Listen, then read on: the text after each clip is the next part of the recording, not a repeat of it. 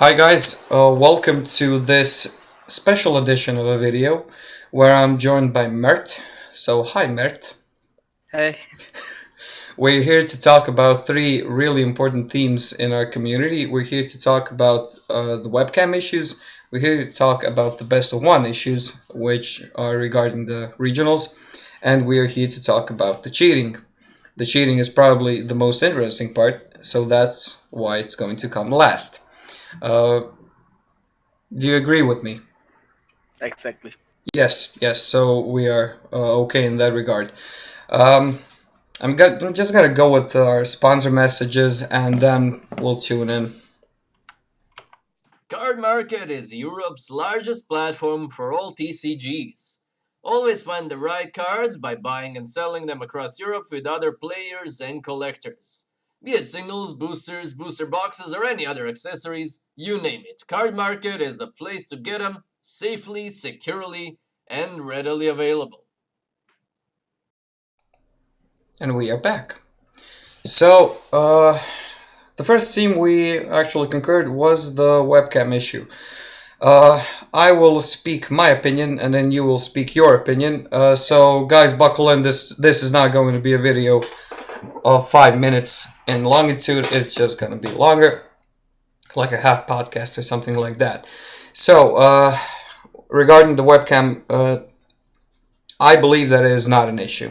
So, it actually reduces costs for players for traveling and is not that bad. Uh, Myself speaking, so for players in the UK and Northern Europe and the event locations that are usually in the Northern Europe or Spain for the Spanish players, they're not an issue because your traveling costs are not that big. But if you're living in a more southern region like Croatia, for example, you have, I don't know, let's say Austria, Bulgaria, or some of the other countries that have Dragon Ball as a card game, even the Polish players really, or the Hungarian ones, you have an issue of the costs. So when I went to the nationals in 2019, my costs were about around 1,000 euros from here to there and to home. So it's a lot. If we're talking about the webcam events, I can stay at home, I can play at home, and I can be with good players and play against them. I have no issues regarding the webcams or anything like it because for most of the part, a lot of their examples are really correct, and I have really no disregards. We are really competitive. We are really trying to play the game, and we want to play the game. So this is one of the ways that we can all join in and be a part of the competitive community. So it actually democratizes the accessibility of the events, and it makes traveling to more significant events. If I don't know, let's say World will be in person, it's going to be that much more important that you're traveling to the location. But regarding the regionals, regarding the, I don't know, locals or something like that, COVID is a thing. So I believe it's one of the more positive aspects of the whole adaptation of Bandai. What do you think? Yeah, I kind of feel the same. First of all, the American players have many other events, so I think, in maybe let's say in 2 months they have three events, three regionals or two regionals. So when we have real life events, I think we had last year we should had uh, one in February, one in April, and one in May. So we have not that many events in real life. Mm-hmm. And the thing is, like you said, you can't travel every time for the game because we are working, we are studying, or people going to school. So we don't have the time sometimes to travel. But the thing is that I like about the webcam events is you can play with everyone whenever you want. So you can play at home. You just pay, I think, 20 euros or 25 euros 25, for yeah. 25 or for one event, and you can play against people on the other country. So basically, from my experience, I had so many, I had fun. I played in so many PPG tournaments, and I always want to play against American players.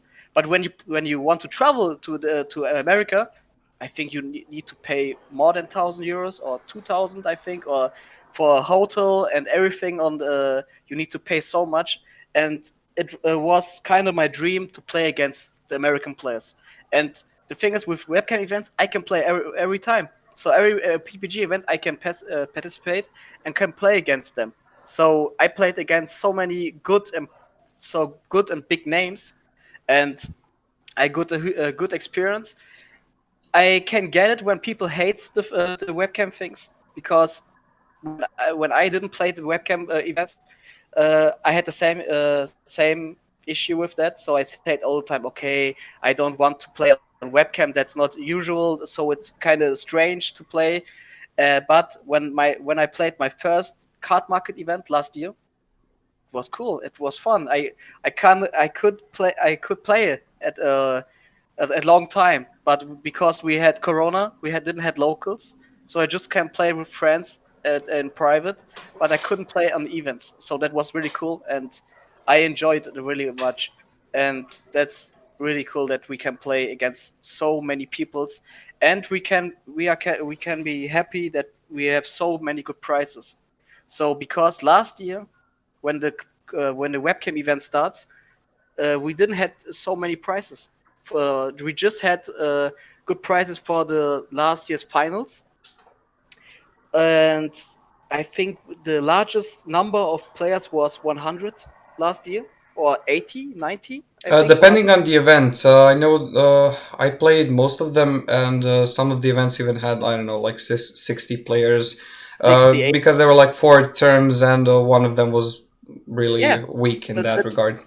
that was the start. Now we have, if we do a webcam event, we have maybe 180 players or 200. So it's a really good number, and we have the only thing that we have the only problem that we have is, I think, the best of one issue. But I think we will talk about it in this video Yeah, we'll later. segue into it. Just Yeah, but we can be happy that we can play this game, and that Bandai is still continued printing cards, or continue with the card game. If you look to other games like Naruto, Naruto's dead. They not printing cards for this game anymore, so we can be happy that we can play this game. yes, and even I don't know, the part of the community that wants an online client is it's not that much of an impact. I believe. Yeah, this is maybe gonna be a really scandalous opinion of mine.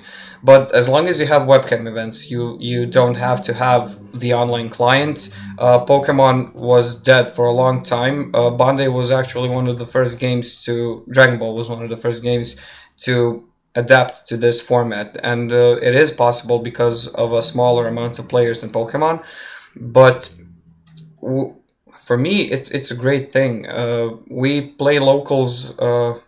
On webcam from the beginning of the pandemic. I don't know, for the first month we used Untap. After that, we played live. We made a whole Discord channel to play tournaments, and nobody is really feeling bad about it. So the prizes are coordinated by us as organizers, and that's that. I mean, there is no cheating. There's no bad behavior because we all know each other. But when you go to a larger event, for me, for now, there was no bad experiences as that. Okay, sometimes you play against a guy who has a potato for a webcam, but Yeah, other than that, I mean, people are really aware of their issues, and if they are cool, uh, I stay cool as well. I mean, I just want to see all of their cards on the board and to see what they're doing, and if they're doing it okay, I mean, I don't care. I played even against a guy who had his phone in a shoe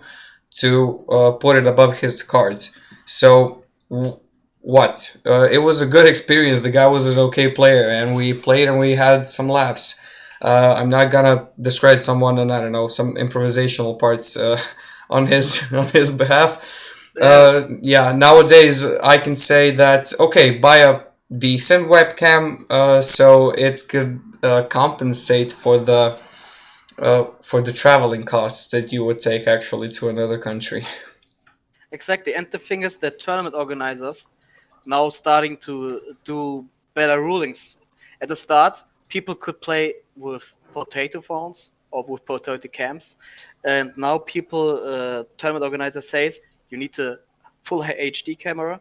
You need to have a good setup. In PPG's World Tournament last time, it was I think 2 weeks ago. We all of the guys, so all of the players, needed a 1080p, I don't know, a full HD camera, a good setup. We needed to put the cards all the time on the table, and we needed to take our sideboard under the leader. So the rulings are still got really good for prevent cheating, for example, or prevent any mistakes for the game state. So it it's get really really much better for the future. So we are a good point to have a good webcam events. Yes, and now it's actually a good point to segue into the best of one issue. So, if we're having good webcam events and we're having good webcam experiences, uh, the best of one format is a drag, and it's kind of like a never ending swamp of emotions. It's bad for this game because this game was not designed for a best of one format. When we started our locals here in Croatia, we had a best of one format for at least, I don't know, a month or two until we saw how many players will come. And we saw the issue of the best of one format in that some colors are not good against others and you need your sideboard. And having that sideboard is actually what makes you a great player. When you're playing in a tournament without any, I don't know, the meta now has some rules, but then again, it could not. And you play against a deck against you have a bad matchup. You roll a die, you play second. There is no way, unless the opposing player bricks or does something really wrong, that you can actually win the game. So if your deck bricks, you can't do anything about it. Bad RNG is a thing, but bad RNG in a couple of matches, I don't know, it's also a numbers game in that regard. I have no idea why Bandai gave us a regionals that is a best of one format, and I resent that. Some personal opinions, some not that personal and objective. The thing is that if you want to see who is the best player, you shouldn't give the players a best of one format. Not to take anything away from the guys who topped, it's great, but I looked at percentages from the last tournament. The first, I don't know, like 30 to 40 players, they all had the same wins as, and I don't know, let's say that I even have the file here, but I'm not going to check it right now. So let's say that from 8th place to 30 something something, people had the same amount of wins. And some of them got top 16, some of them did not. So either is the top 16 part too small, or the best of one format. So it should either be top 32, let's say, or because it is still a best of one, your chances are, I don't know what, your opponent dropped, your seed just went down lower. So some of the people may be feeling bad being 17, bubble numbers 18, 19. Their opponent dropped in the couple of rounds because they didn't feel like it or something like that. Also, one of the issues regarding the best of one, the die roll, and they should make a better ban list for best of one if they want to keep insisting on the best of one format. So yeah, we got Gohan out, but we still have Majin Vegeta. We still have, I don't know, turn 2 Cell Xeno as an option, which is not fair. I played Sin Shenron on the last card market regionals. 4 of them were won turn 2 with Cell Xeno, and 3 of them were won with the opponent having 1 energy. So that is not good. Your opponent doesn't even have a chance to play. Yeah, the best of one state. It's really a difficult topic, but I can tell in my experience, I played. I didn't play the first counter market event this year. I just played it the second, and I started playing after I won the nationals last year, the card market finals. I played the Vegex. Vegex was a really good best of one deck. So the event before the finals was a best of one. It was easily for Vegex because Vegex is an aggro deck, And in the nationals, I played in the best of three. That was something else. But after they hit Vegex, I didn't play it and started to play Mecha. And Mecha is a really good example for this topic because Mecha is one of the best of three decks because like Dark Broly, but Dark Broly can play in best of ones. But with Mecha is one of the hardest skill cap decks that you can play at the moment. That's my opinion because you need to tweak the deck for the meta.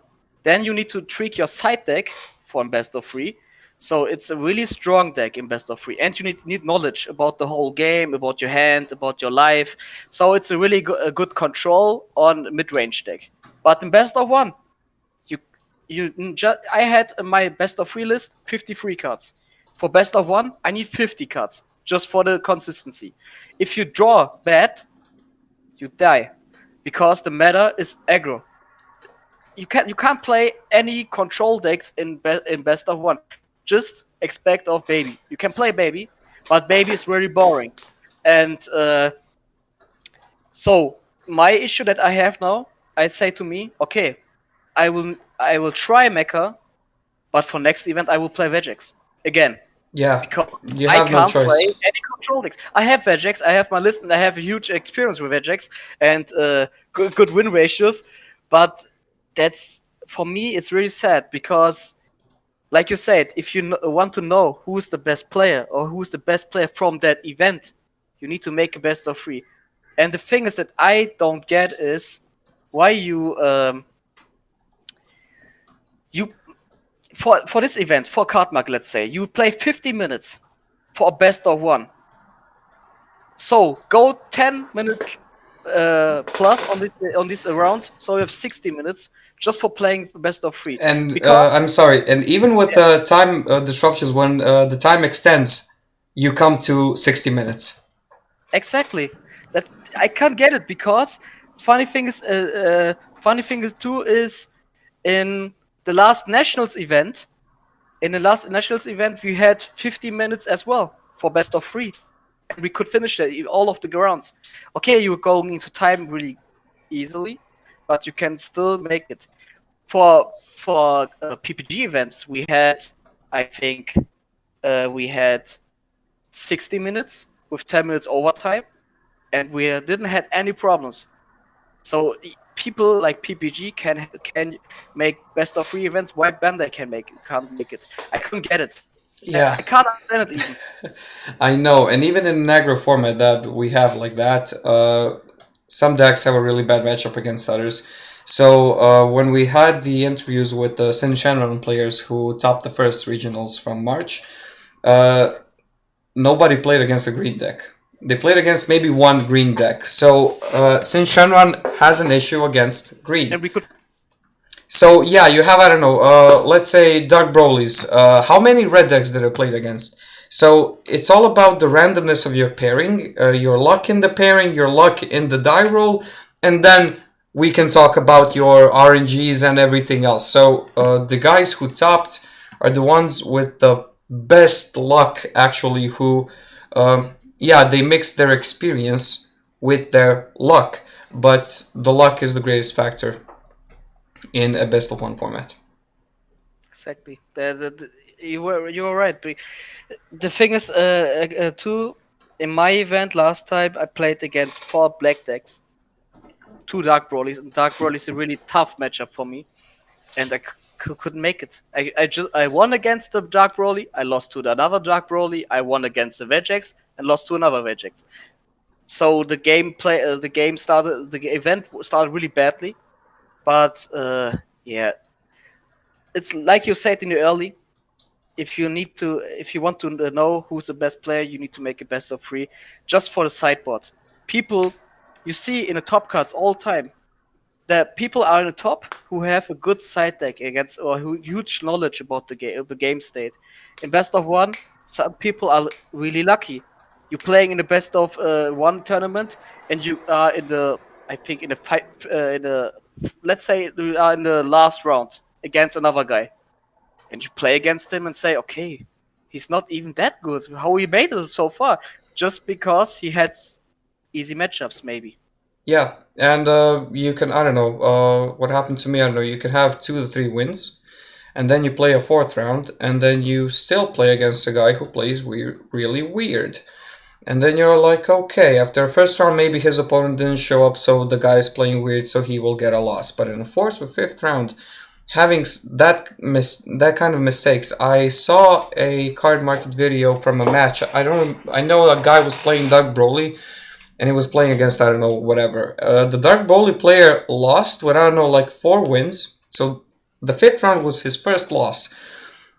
He played the deck not correct. So that's all I have to say. Like, his first turn was weird. He tapped out for, I don't know, Broly or something like that. His second turn, he played another Broly and he tapped out for, I don't know, he played a Toa against a deck he cannot tap out.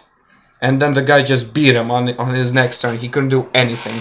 So even your win is weird. I don't know. It's kind of like we want our lives that are.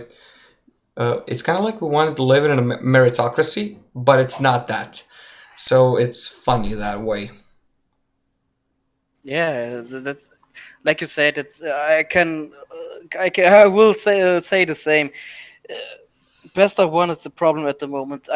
And the thing that I want is that Bandai fix this problem. Like they need to make a better ban list for best of one. If they ban something, so they banned Roshi. Yes. They banned Roshi for what? Roshi is bad. Green is bad at the moment. Why you ban Roshi? Why you not touch maybe Salzino for best of one, or touch for please touch Dark Broly.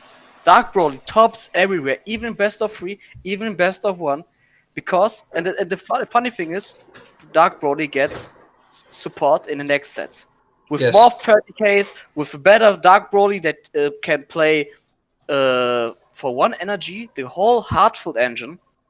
So that I can't get it why they banned the Roshi and I read the Goku. No, Okay, the Goku. The they Goku was errated the okay. Toa, they limited Goku. But yeah, so this is one of the points I wanted to make for a long time. The turn 2 Victory Strike deck. That was one of the greatest blemishes of the whole community. Because everybody feared the Victory Strike on turn 2. But Victory Strike was never actually a problem in that deck. I mean, yeah, you can get Victory Strike, but that Goku was the issue. That Goku was the main issue of the whole deck. The way that he can evolve on turn 2 on top of everything you have and kill your entire board and your hand before even Victory striking you, that was the main issue. I believe that the reason they did not ban him was just because of the signature card, so that it has uh, a playable aspect, I don't know, of the card. So I don't know that a new player, whatever we can say, buys the card, he can actually have it in the deck. Roshi was the one who, when he got touched, he should have got limited, but not banned. Yeah, I think, but my opinion for the Goku, it was okay because if you play in the best of 1 and you got Victory Strike turn 2 in your face, it's really bad for you. But I can't understand why Roshi. Okay, Roshi is an annoying, really annoying card, but you could ban so many other things like maybe touch Dormant if you Roshi is only good because of Dormant because Dormant is there. If you touch Dormant or rather him to 1 or yeah, if you limit it to 1, it's okay. So you can because other decks like there's a guy in the UK in America, Devin Butterworth. He just playing Clash Coup Yes. and he just played Clash Crew, and his whole deck is destroyed because he had Roshis in his main deck. He used Roshis for his Cell Kamehameha, for the extra cards who grabs the other cards. So his whole deck is destroyed for no reason. But okay, then limit Dormant or touch something else. But that was a really terrible ban list. But you don't get it. It limits future card design. That's all time. They tell they're all the same. We had so many format problems with hand destruction. Because just for the reason they banned Tau. Yes. Tau was banned. That was the same issue. I couldn't get the ban list. Or Tien. Tien was banned just for the red blue arrival stuff. Yeah, but then you have, I don't know what. The next set brings the black Dabura that fixes the hand destruction issue. If they're going to make silver bullets for blue in each color, Yeah. why don't you make a silver bullet for hand control in each color? Not to distort your whole color scheme of the deck.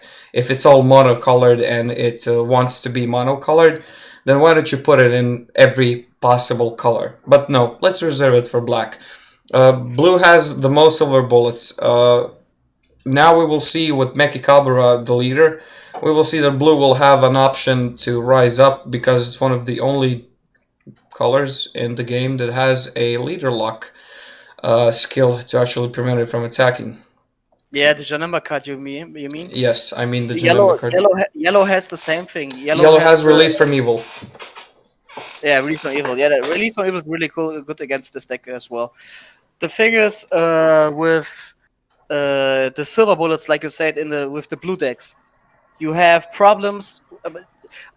The thing that I did if I were Bandai, I would make silver bullets like this as well, but I would do it like this.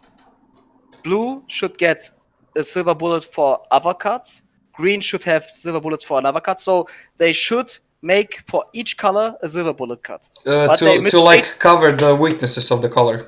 Weaknesses, yeah. But they printed for all colors blue hate. So basically, if I play black, I play Regex, I just play it. The thing that I did was in the finals last year, I just had one Gohan in my sideboard. I just sided it for Regex because when I mill it, I can instantly grab it when I need it with Power Burst. So I play it, go all in. He can't do much. If they use Sparking Negate D-Magic, they crit 2 life or 1 life for the D-Magic and 1 life for my card, and I can crit you 1 energy. I can't get why they print cards like this. And in Mecha, it's really cool as well because you can get the silver bullet card with your Planet Vegeta. Yeah. The Gohan. It's a wrong choice. They make so many wrong choices in the last 2 ban lists.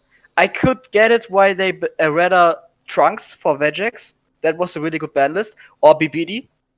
Yeah, the deck was enabling a lot of stuff that can happen on turn 2. It just kill you without That was a good ban list. But the last ban list at the best of 1 issue, I don't know why they really do this.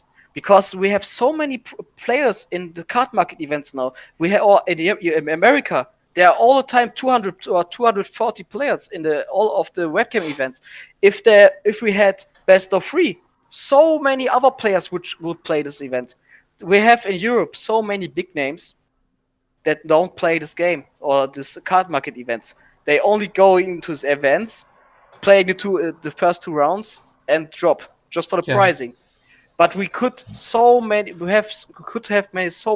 better matchups or many better players in these tournaments if we would have a best of 3. And did you notice that the French are always sidelined? The Italians are sidelines, and they even have their own enclave meta. So our European meta differs from, I don't know, let's say the American in a bit. So you cannot prepare for a card market tournament if you're looking at the American meta. Even the decks you will see there, they're not the same. And when I looked at the stream from the Italians, they have a lot of launch, they have a lot of 10 Shinhans, and a lot of King Piccolos. I mean, that's the only country in the world that played King Vegeta like a boss. They played it constantly. They had Vegeta and Yamcha topping all the time. Nobody in the world played those decks. They had the whole system built around them. So it's really interesting actually to see it. We have a lot of not just competitive but competent players, and nobody can come to the limelight because of the best of 1. I mean, I look at the last event had 176 players. So for me, the top 50% are all of them, or the top third of them are all of the players that are actually competent, but did not have I don't know, luck in a best of one format. So it's not grateful for someone who wants to be competitive. Okay, they're a company that want to sell their product. They want casual gamers, people to buy starters, boxes, and I don't know what. But if you want to promote your game really good, then you should have satisfied competitive players if you're even having your events. Exactly. And I think many people from other countries. Uh, I think in Bandai have are communicating with American players. I don't know what are I think Bandai has a player base who tests the cards. Yes, they had those guys. 3G Gaming, I think. Yeah, but I don't But I know. think the thing is, they have people with knowledge in this game. So I think why they not ask us or the people who have knowledge about this game about should we do it? Should we do a best of one or best of three? What we should ban? They just ban bad cards for the last two ban lists. They doing best of ones, not best of threes for no reason. I couldn't get it. So if you look to PPG, one of the biggest publisher for tournaments, they can easily announce or make best of threes, but Bandai can't make it. I can't get it. Why? Yeah, I don't know. We can have best threes here. It lasts an hour. Everything is over in time. Yeah, So I don't get it. If we're prepared to waste our entire day on being in an event, if we're prepared to take away 8 to 10 hours of our lives to play in an event, it really doesn't matter if you're playing best of one or best of three. And an extra 10 minutes will not do will not do harm to anybody actually. And yeah, I really cannot wrap my brain around it. Even the so this is also one of the themes, the support that we got from Card Market. So it's not Card Market's fault. They didn't receive their packages in time. It's all about the distribution. Why did our cards come last? Did the Suez Canal ship really impact our getting the cards? But one of the things that happened to me last summer was that the cards were late. I didn't get them in time. I got them as one of the last persons who got them, and all of the cards that had value dropped in a couple of days. The hype passed, so you can't even get the maximum of the cards you don't want. So you're losing money actually in that regard. So it's not okay. And we're the American prices are really hyped up and they're really high. Our prices are not going to be that high, but they will be higher. And I don't know if you get your cards really, uh, if you get your cards last or in the middle, you won't get an option to actually capitalize on that. yeah. The timing for the packaging or for the uh, how I can say it in English. Say it in The German. I can try in English. For example, America gets the cards so quickly, but Europe doesn't. So, for example, for 2 weeks ago, people had this card in their decks, the American players, but the European players don't have the card, so they couldn't play this card. I couldn't play it. I needed the card badly for this event, but I couldn't play it, so I needed to play with my old list. And uh, the same thing with the evolution EB for Battle EB1. Evolution Booster, yeah. Yeah, It's a mouthful. Europe get it, but America didn't get it. So it's strange what the thing. It's really strange. I can't. I don't know why they have so many problems with the packaging at the moment. So Bandai, I mean. Yeah, a funny thing is that I don't know. The cards are done probably from the moment they are revealed to us a month or two in advance. Yeah. And why aren't they shipped then and there? I have no idea. The funny thing about the Battle Evolution was that it came to Portugal first in the world, and then it came to Spain and didn't come anywhere else. Yeah, right. Yeah, right.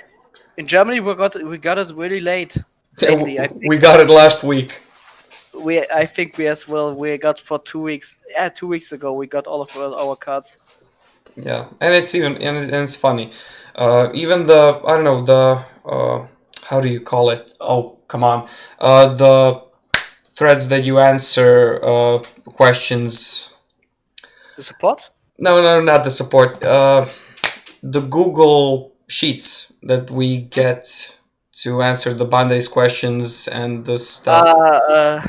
Yes, I that. got it. Yeah, the thing about the reprints, where the heroic prospect was reprinted, the 9-drop Goku and the Zarbon. Whoever chose Zarbon, I have We no got the idea. we got the reprint We, from the. I don't know where to put them anymore. So the thing is that uh, even the guys who said, yeah, well, you voted, so it's there. It was before the silver prints and gold print first reprints were actually put. No, it's not true. The sheet actually came after that. So who voted for a Zarbon? I have no idea. Who voted for the 9-drop Goku? I have no idea. You had Trunks. It was one of the most desired cards. It still is. You had the red Kaioken Goku. The card is 50 euros in the English language. The card doesn't exist, literally. I need 2 of them for my deck. I have most of the cards that actually exist, but come on, man, I can't get a card that's... I have a better example. Dormant Violent Grace. Oh, Both.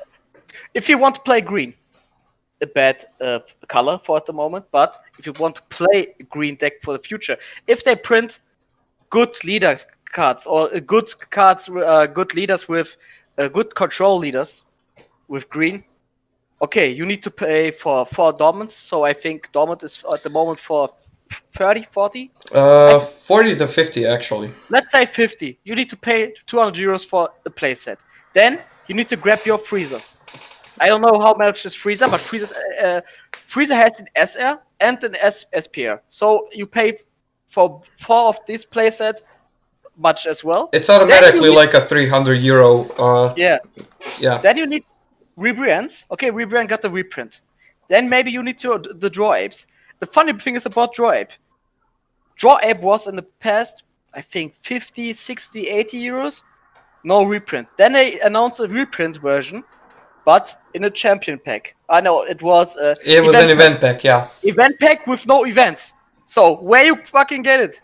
Yeah, when we got our event packs, we know who drew what, so we're all in the same team. And the thing is that amongst all of the players from one pack of the event packs, there is one draw ape. It's literally treated as an SR in them. So whoever drew it was like, he was lucky. So it was okay from that point. Another thing we actually found out was it was usually found in the winner pack of the whole packs. So Okay. that's also one of the funny things that happens. Bandai has an odd way of even packaging their cards, their tournament kits, their everything. They pack it in the set number. Okay. If you want to know what you will get, you take your packs and you put them on top of each other. There's literally a system. You know that you know what you will get based on the quality of the card, and you know what is a common, and you know what is not a common.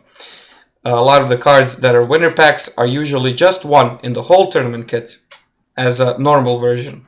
So when we found out about it, because when we distributed the packs, we distributed them from the top. You know, you give the people from the top, and then you see, the fact that people get them by numbers.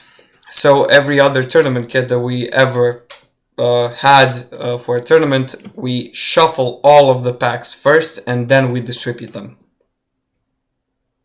Yeah. Yeah. Okay. That's a. I didn't know it. Didn't know about that.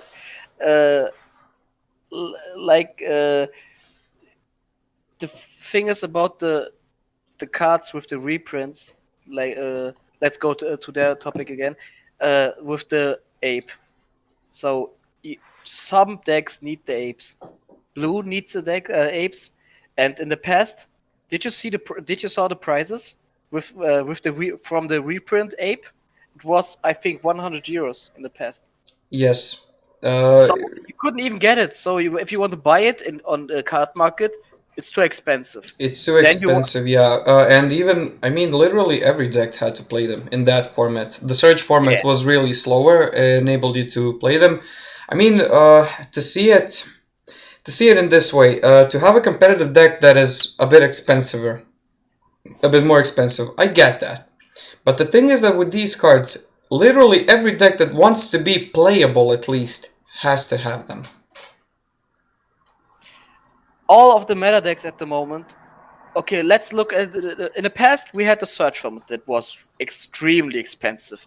You need for search crew you need 4 Warcries, 4 of the draw apes, 4 of the Vegetas, the counterplay Vegetas. Yeah. So you need all of the draft bar goods cards, and you pay. I think meta deck was 1,000 to 2,000 euro dollars, and but at the moment if you look into this, let's say if you look in the meta is for best of 3, let's say best of 3, Piccolo, Sunshine Long, Invoker, Mecha, Dark Broly, and I think that's all. Piccolo had Violent Race. You just pay 60 or 70 euros just for one violent. If you need 4 of these, you need to pay more than 200 to I think 300 euros. If you want to play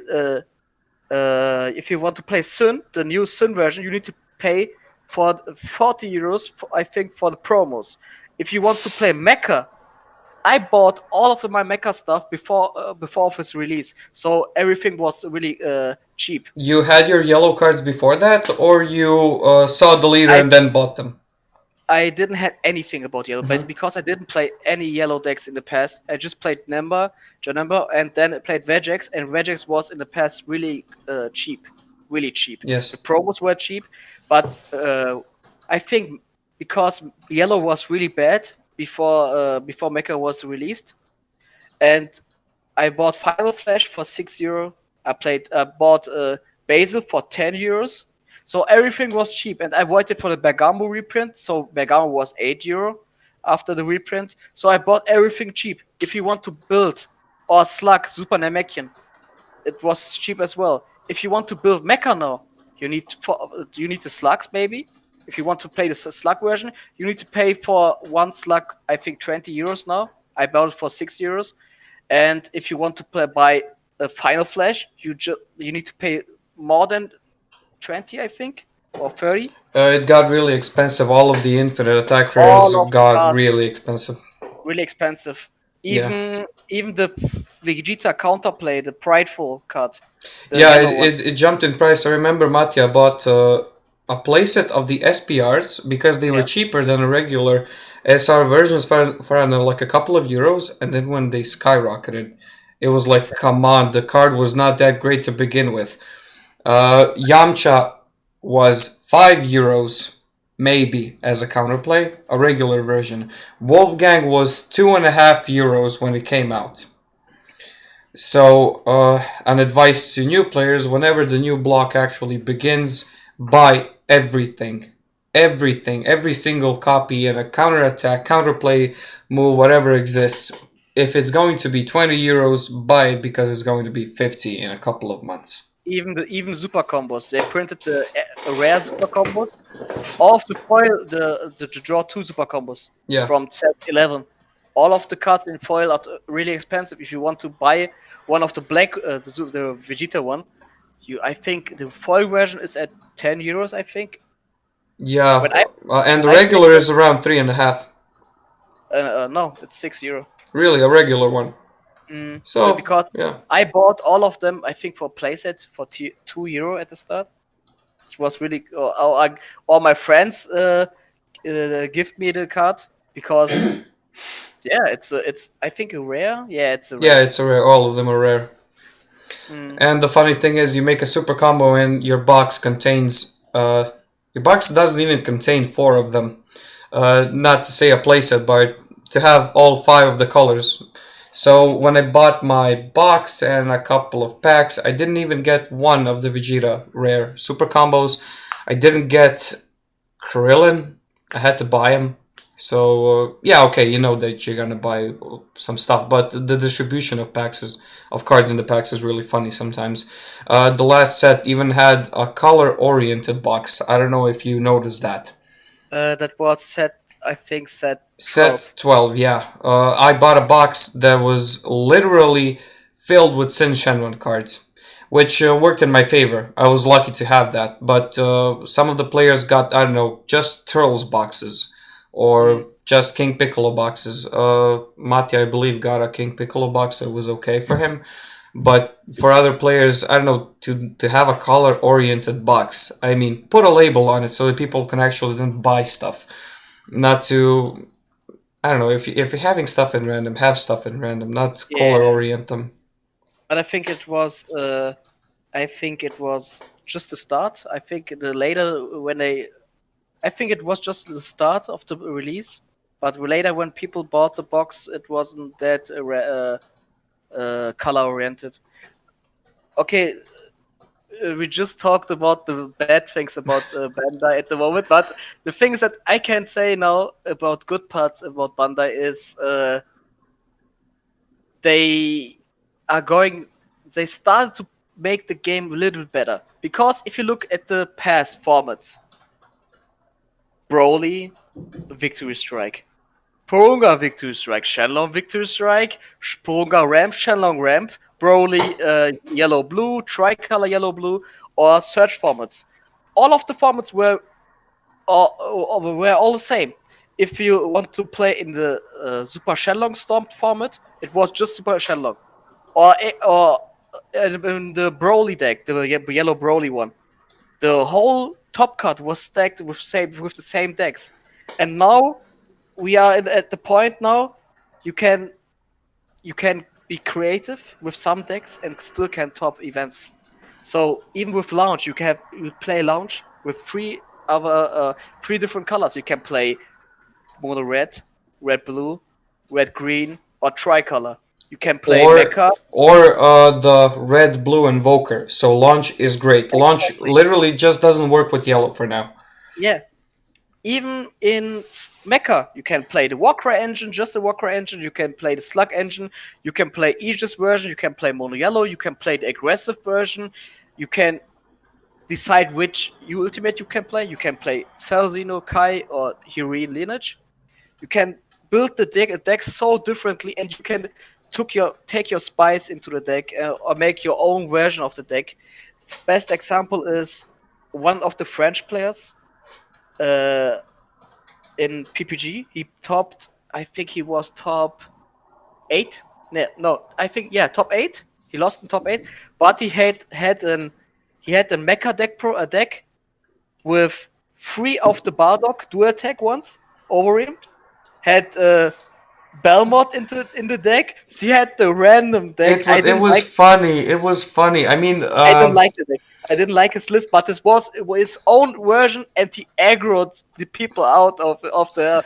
So it was really cool that I see something like this. So that are the good points that I like about the game. That is one of the greatest parts. I mean, the things that we talked about before. I don't wish for this video to be a defecation of anything that Bandai does, because the whole importance of our conversation is to actually make a point on some things that are real, and to talk about things that are real, and to make a positive criticism on everything. So we're not speaking bad stuff just for speaking bad stuff. This is not that kind of a call.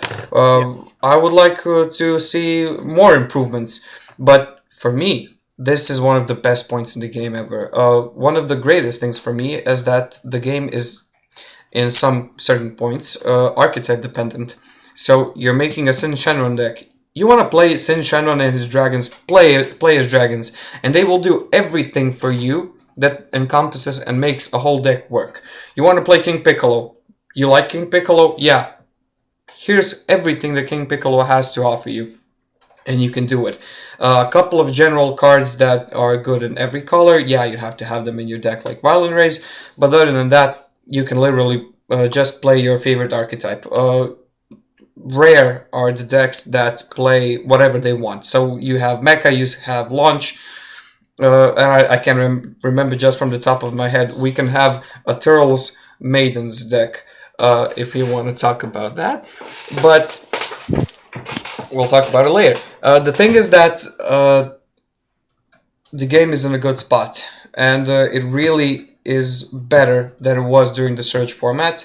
The Surge format was really controlly. There were not a lot of aggro decks, if I remember correctly. Just baby. Yeah. And reboot and baby. Just baby, yeah, in that capacity. But now you have a lot of control decks, a lot of aggro decks, and you have to prepare for everything. And that is really good because it makes your mind constantly engaged and not to be playing mirror matches the whole day. It's even exotic to play against a mirror match these days in a tournament like that. In top cuts, it's a bit different. But I don't know, I see it as a really good option. One of the funniest things was I hated the reboot Soul Striker meta when it came. Everybody played that deck. It was boring because everything just lasted until turn 7. Now I see Soul Striker as one of the cool decks that exists because it's not that prevalent. You have the hype choices, which are okay, which are dependent on the stuff that comes out. When Red Broly was a thing, everybody just played it. Whoever could come to the tournament promos. Yeah, tournament promos were an issue, but if you got two of them, you can play your deck correctly. I'm actually satisfied to see King Vegeta and his mechanic. The playing of the mechanics is cool. Like King Piccolo starting with 6 lives, flipping their lives, and the stuff. That was really a good inclusion. I believe that the only deck that failed in that regard was Yellow Frieza. But he also has a couple of gimmicks that are really interesting. And King Vegeta now is cool, but he has the lackluster. He doesn't have the luck because 3 of the main cards are in tournament packs. Exactly, but I think King Vegeta is a really good, a really strong deck for next format. But things that I like at the moment is they bring the Mechikabura back, so the Wish Leader mechanic. Yes, finally. It's not the same, but it's really the deck it's there. It destroys Dark Broly. Oh, thank you. I tested it on Untap, and Dark Broly had never things in drop area. I warped everything on this drop. So, okay, if they play the new Dark Broly, they get 6 cards back or 9 cards back every turn. But I think the Mechikabura is a really cool design. And if you saw the King Cold, yes, King Cold has his own archetype with the extra field cards. His field cards. That's really cool. Yes, I'm kind of interested the most in King Cold because of the control aspect and the aspect of the new and improved Shocking Death Ball that he actually provides as his negate. I believe he's gonna be okay. The lackluster is Bojack. I believe that Bojack will be kind of fun, but when he plays against a passive deck, he will die immediately, and Aggro will kill him. The Bojack cards are good in the old deck. Yeah. Gohan looks really cool, but I don't know. It provides a lot of things that Blue lacks, but it also brings that gimmick. The 10-drop is perfect, but you still have to have a 2-drop skillless. I hate this thing about skillless package. I think Goku, the Kid Goku, my cousin or my brother plays Kid Goku for so long time, and it was he had his own archetype. But the thing about the skillless in Blue, I think Blue was the color that has his things with his energy, Senzu Bean, D-Magic, and control things. But I don't like the aggro stuff the aggro skillless engine in Gohan, that was it's strange for me. I don't like it. I like the SS2 Gohan as a character because we are all Dragon Ball fans, and it was really cool when the Teen Gohan was transformed into the Super Saiyan 2. It was really cool, but the only good leader, SS2 leader, is Rebutan. Yeah, You the can play, green one. and you can't play Rebutan at the moment. Not yeah, not unless you're in top 16, so you can qualify somewhere else, which are gonna be probably best of three tournaments. I don't know. The Gohan was really interesting because of the flipping of the stuff, but the deck would be better if Nimbus Master was blue, not red. Exactly. Yeah, so that's a failed part, and even the part is that he doesn't work with Zeno, so that's also one of the disappointing factors of the whole deck. I mean, there's a sequencing part where you can actually make it work, but if your opponent sniffs that out, you're dead in the water. I don't know. King Vegeta is cool. Bardock is okay. He can't be killed by Dorman, but it's not that good. I don't know. Yellow is really weird. I kind of think that the androids will be kind of like a sleeper deck because one of the cool factors is you don't need tournament promos to actually play them, but sometimes they look lackluster in certain aspects of the game because they can blank and kill a lot of 5 drops, but higher they don't The go. card will be the card will be. I will say it now here. The cards, the Android 17, 18 cards. I think there is a 3 drop and a 5 drop. Yes, Both of them will be better in Mecha. yes. So they Yeah, printed a better leader for them even before Mecha them. will be good in so many formats because set 13, Mecha will be broken, so strong, just because of the active battle yellow extra Vegeta card, the SI one. Yeah, the power of the Super Saiyan. Yeah, so many good cards for the for so Mecha is a gag. So they need to print every time extra cards or good yellow cards. They need to print it really uh, safely because Mecha can abusing all of the new yellow cards. So they must print safely for the future for yellow cards. But Yeah, the extra cards is really strong. yeah, the extra card is really good. Okay, let's segue into the third aspect. So this is lasting for an hour now. We should talk about the cheating. So I see that it's dark where you are because the sun sets. Yeah, No, let no, me no, go. it's okay. I also have my light off, so Okay. we're gonna be in the cave now talking about it. The cheating. We have the cheating. We have the cheaters, and one of the things that is really bad about the game because it gives us bad press. It gives witch hunts, which are okay for me because if somebody cheats, we should all know about it to know about the player and to keep our guard up against them. Also, regarding the cheating, not all of the people cheat, and the things that we talked about before we even began recording. Why do you cheat on stream? Why do you cheat when everybody can record you when we have webcams? What's your opinion on stuff? So let's say in this game or every game, people cheats everywhere. So people cheats in real life and in in PBG, I say, in webcam events.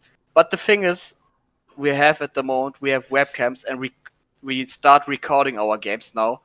Uh, and people shouldn't cheat if the people record his games, or shouldn't cheat at all. The No, thing don't is, cheat at all. No. don't cheat at all. That you kind of get screwed really quick in the from the community and as a player. But the thing is, tournament organizers says now, please start recording your games. And the thing is that I need to start to record my games as well because it's safely for you because sometimes you have problems with your with communicating and something else in the matches, so you need to have the records, so the video for the judge maybe sometimes, and it's safely for you. You can check it after the game and say look closely what he did. So, and the things that you can prepare for cheating is when you cut the deck of the opponents, don't let him cut in the middle. Just say, okay, put the top 10 cards onto the bottom, or put the top 2 cards at the top. So you can prevent stacking from the deck or prevent cheating at all. But the thing is, when people with higher name, the people who a guy who is respected from all of Europe, so there's a guy. So you all of you guys know it. People respected him so badly because he was topping everywhere. He has a huge name, and he cheated so many times in so many events or other people's.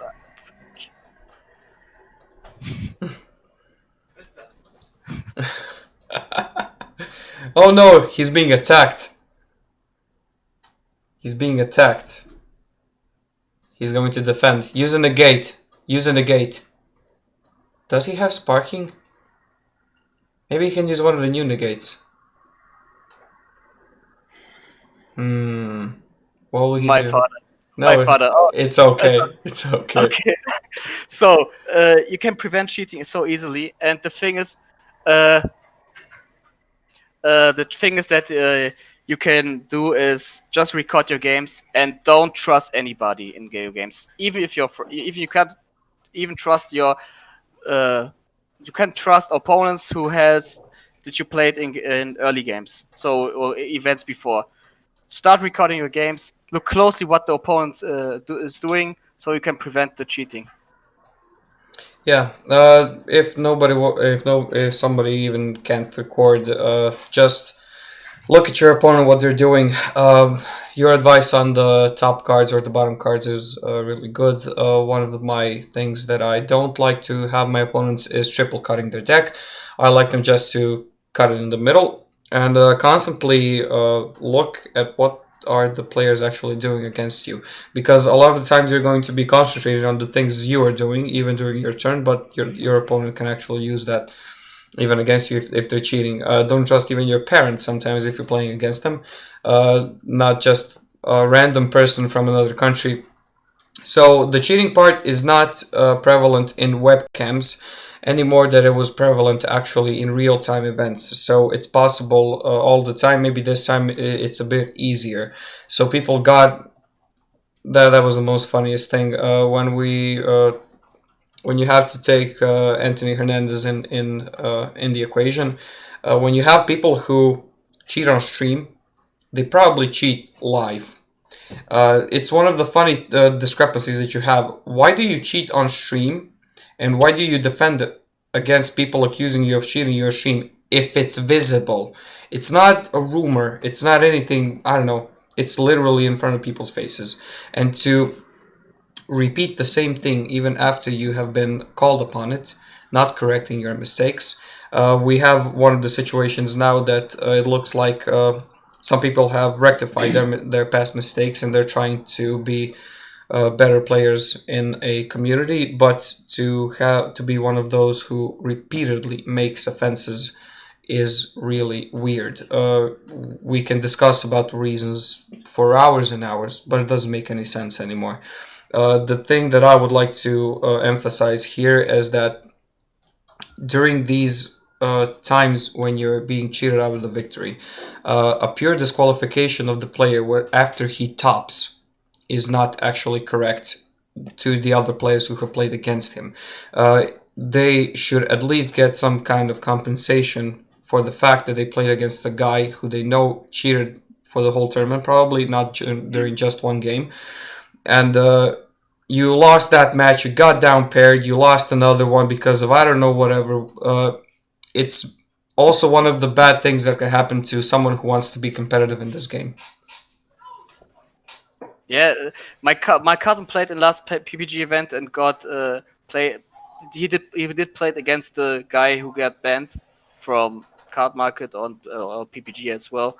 So he lost the game and he had a really good chance against he played Reboot, and he had a really good, easy matchup. But the guy is stacked so badly or so good that he can easily kill Gohan so easily, and he lost the game. He would be so it was Reboot against Tals, and I think Tals has no. Yeah, Tals is really bad against Gohan.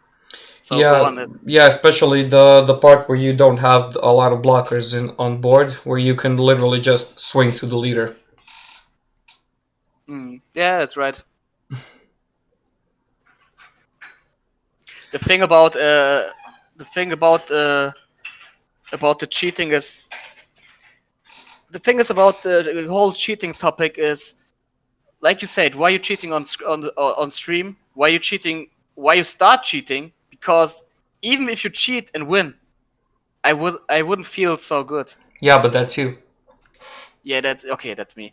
Yeah, it's not the same by winning with your own skill. That's I couldn't get it. So because people like him cheated so often, people. It's not the thing is about the terrible thing about this is we have we got so many respect from good shoutouts from America. They told say it at the start. Oh, the European players are really strong. They're topping all of our events. Even the last World Tournament, I think half of the top cut wasn't American players. It was, I think we were 7 or 6 Yeah, there were a lot of European players. lot of me. I was in top cut. My cousin, some other friends were in a top cut.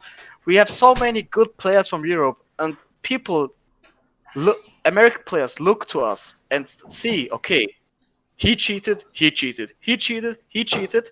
I think every European player is a cheater. So they say all the time this now at the moment. So we we are we don't get our respect if we're cheating so in events because people see it on Facebook, and we got after them they after all of those things that we do, we get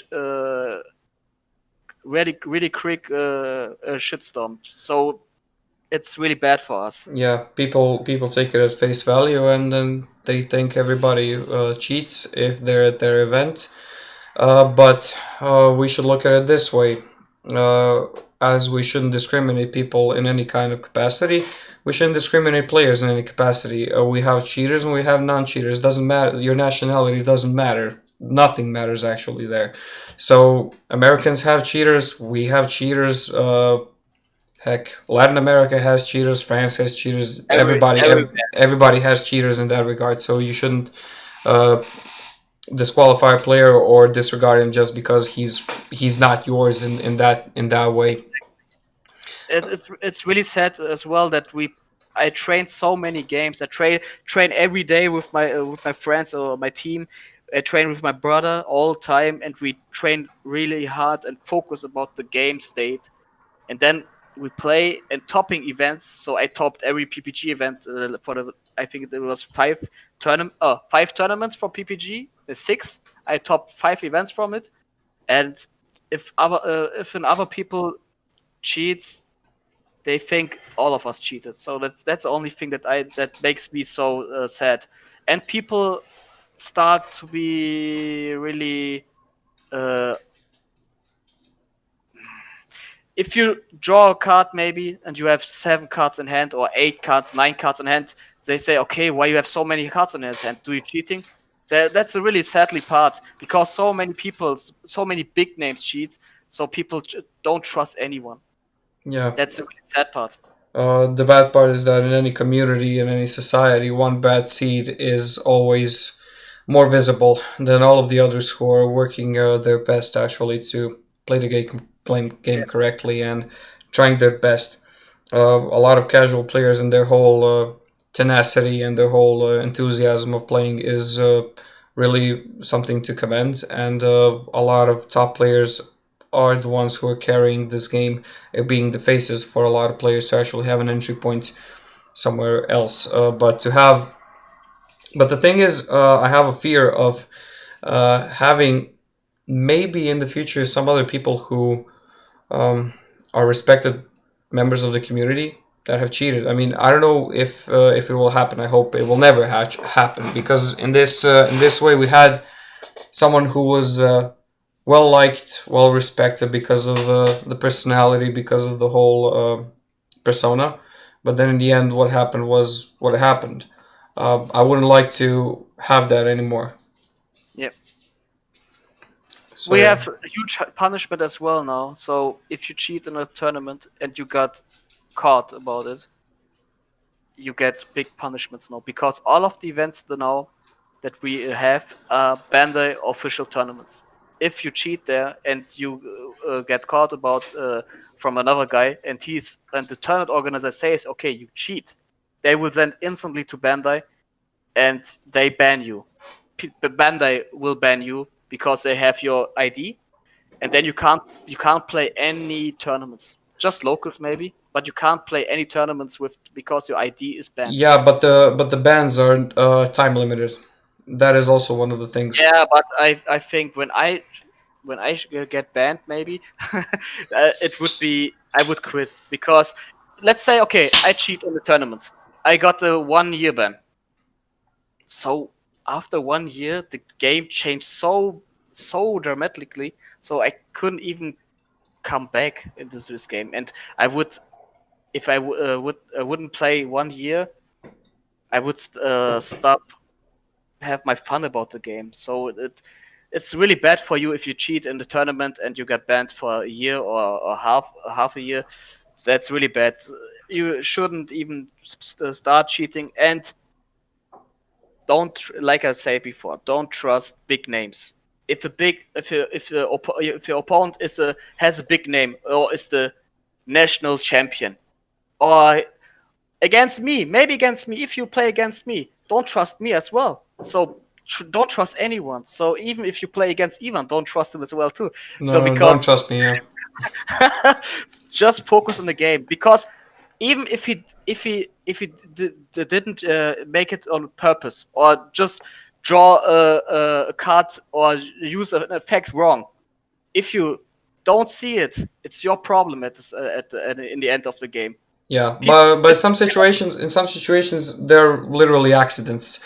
So exactly, and exactly. yeah, so don't be be really observational of this stuff. But then again, don't be a grade A rule shark, because what sometimes you can draw two cards by accident. You will not put them in the hand. I don't know, but you will draw them. You will maybe from your anxiety. I don't know. You're playing a whole tournament. You're having a lot of wins. You maybe, I don't know, you kick your deck with your hand, your headphones intercepted or something like that. It's life Yeah, in that kind of regard. But exactly. to cheat and be really yeah, Exactly. that's another thing. Don't be a rule sharker. If the opponent has camera issues, you see it when the opponent camera is freezing. When you see it, don't be a rule shark. Don't be a guy that calls instantly the judge, because some countries have internet problems. In Germany, we have all the time internet problems. So we have bad Wi-Fi connections, and if the guy has Wi-Fi connection problems, don't roast him. Don't call instantly the judge, or don't rule shark him. That's not fair. Yeah, just wait for a minute. I mean, the best Yeah, one format is like 50 minutes. It's an eternity. Whoever plays for 50 minutes or wants to play for 50 minutes knows he can't actually win. I don't know. This is just from the top of my head. So if something happens for a minute, I know they have the rule about if he's disconnected for a minute or two. 2 times. Then if you get in Yeah, PPG, it was in PPG in the finals. They were really they had strong ruling, because if you have the thing was, if your camera freeze, you get a warning. If your camera freeze in the event 2 times, you get a DQ instantly yeah. for. So that yeah, just if you want call the judge so badly, just ask him what you need to do in this point. Because when the people are disconnecting several times, maybe let's say he disconnected every game combo step, then it's something else. Then you can call the judge and say, okay, he disconnected for 10 times. What can I do now? or I can't see a screen, I can't hear him. That are other things that you can do, but not call the judge instantly if the player had one problem in one game. Yeah, don't be a tattletale in that regard. The judges have enough to do already. Yeah. So what do we say? Don't trust us. Don't cheat. Yeah. Yeah. Do you have anything else to add?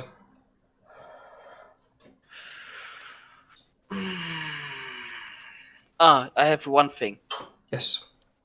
People who cheats are knowing the punishment. So in the past, it was like this: if he cheats, he knows, okay, I got a DQ for a game. It's okay. I will play the next event, so maybe I will get one game loss. Okay, I can win one other round. So in PPG, it was like this. We got, I think, 6 rounds, and people had 2 round buys.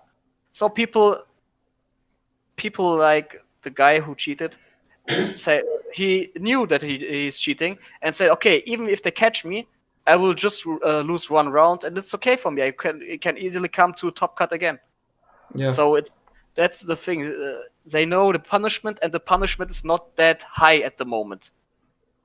On not Bandai official tournaments. On Bandai official tournaments, we don't know at the moment if the guy is even get banned. I think he gets a ban because it was Bandai official. Yeah, but in the event there was talk about that they have to consult Bandai on it. So it's literally a process. The tournament organizers that get Bandai's events should actually have the power to automatically ban the people if they have events. It's I believe that this process now is more time consuming. So if Card Market has the evidence, just do it. Don't wait for official confirmation that can last for a month or two. The next regionals are in about 10 days. So what? If it doesn't happen until then, what do you have? Nothing, actually. Exactly. So it's kind of, I don't know, perpetuating a problem constantly when it should be more easy. It can be easier. Yeah. Yeah. But at the end of all, we should be happy that we can play this game. That's a key point that we have in this game. We should play and still looking for the future. They are listening to us, so they are constantly trying to improve the game. They want to have better participation prizes, better prizes, and the game is lasting for 3 years now. So it's not stopping. The game is not showing any signs of stopping. It's a really positive thing. We have Dragon Ball. We are great Dragon Ball fans. We have great T-shirts, memorabilia.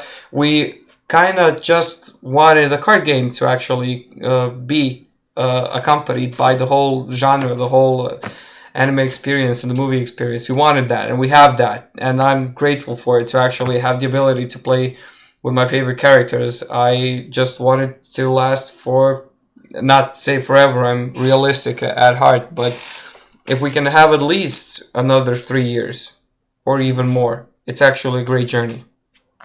Yeah, exactly. You're right. Yeah. I'm actually glad we had this talk, and I would like to thank everybody who listened to us. Do you have any shoutouts at the end to say? Because I have a shout out to you, and I have a shout out to everybody who actually listened to this. Yeah, I want to say the same. I want to say the same thing. Shout out to you as well that you invite me to this whole video topic. Or I like such videos like this. I like broadcasts, a podcast. I think broadcasts. Yeah. I like podcasts a lot, and I want to give shout outs to the German community, all of the German guys. I want to give shout outs to my brother who plays every time with me, all of my friends who from the team who playing with me, and shoutouts to all of the guys from Europe. We still destroying without cheating the American players, and we got it. We got it. We will eventually be at the top, and we will laugh about it in a couple of years. When the events maybe happen in person, maybe we'll all get together and actually have a fun recording, a fun get together of sorts. Yeah. Until then, I would like to say that it was a blast, and I would like to have this maybe some more times in the future. Yeah. Yeah, maybe a lot of stuff can happen. I mean, the next regionals are in 10 days, so maybe there will be topics to discuss. You can pick me up whenever you want. Yeah. Guys, thank you for being on the lookout. Please don't forget that this is Frost on the screen, so he was cheating, so one of the main themes was cheating. And yes, I even have a red Superman shirt, so not only blue ones. I have black, so I'm Batman. Yeah, great. So now we had that part. Where's my bat? Where are your parents? Where are my parents? Nobody has the parents. Thank you guys for listening, and goodbye. Subscribe and like. Yeah, that at the end. Bye.